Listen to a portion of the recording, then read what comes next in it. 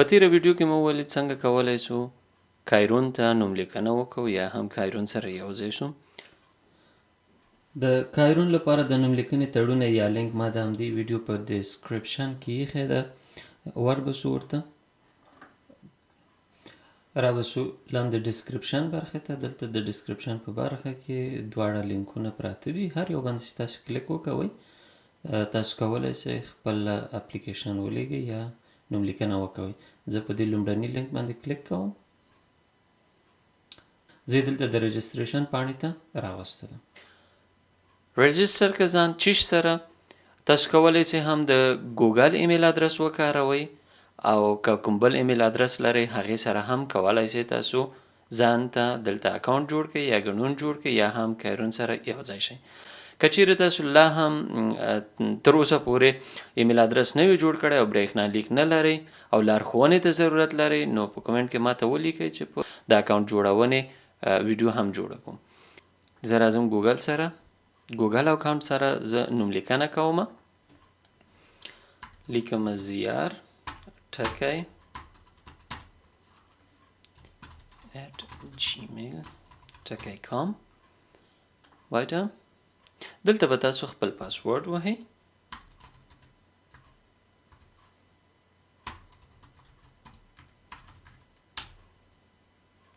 په کومو ژبو باندې تاسو کولی شئ عربي، ترکي، هسپانوي او آلماني ژبه، جرمني ژبه باندې کولی شئ تاسو دا ویب سایټ اوس وکاروئ.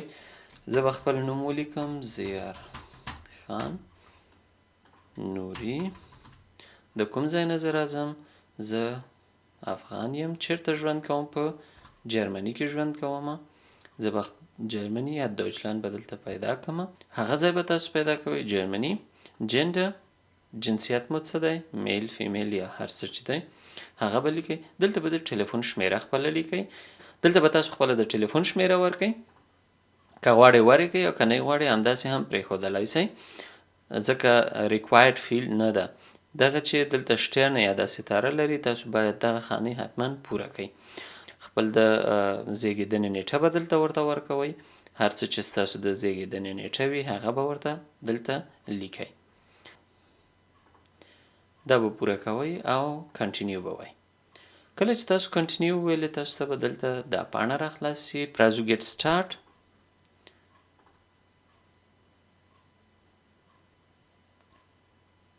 زه دلته اوس راننوتلم. ما ته وایي ډسکور وکړم، وګرځه پکې چې څه یا کوم څیزونه دلته شته دي.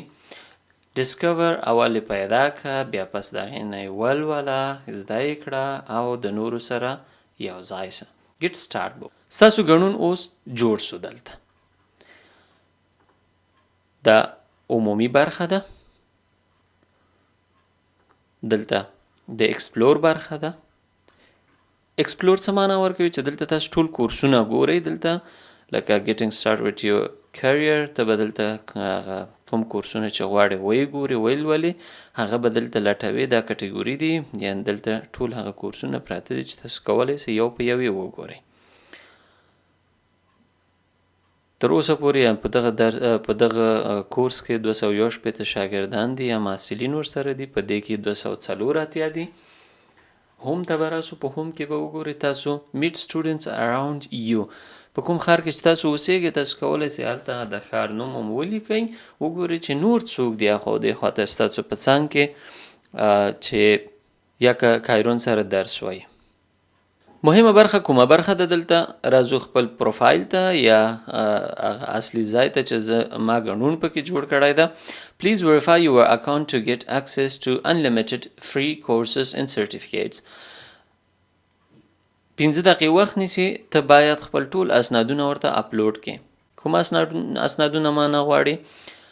هر ډاکومنټ چې ته لرې، که هغه جی پیک دی، پی ان جي دی، پی ډي اف ده، زپ ده، ام پی 3 ده، ام پی 4 ده، یعنی ویډیو پورې تاسو کولی شئ خپل اسنادونه دلته اپلوډ کړئ. کوم هر سند چې تاسو لرئ د استوګنې لپاره په جرمني کې تاسو کولی شئ هغه ټول دلته پورته کړئ چې ستاسو دپاره ټول هغه کورسونه خوښ شي.